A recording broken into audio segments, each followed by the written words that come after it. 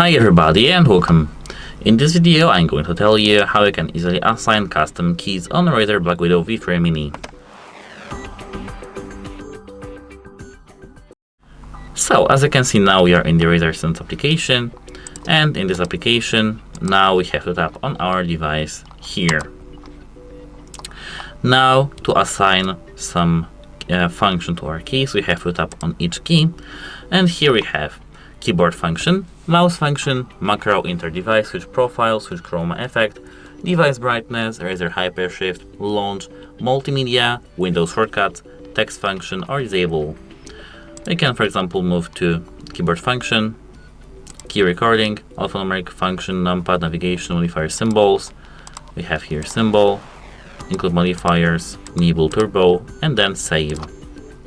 If you want to go back with our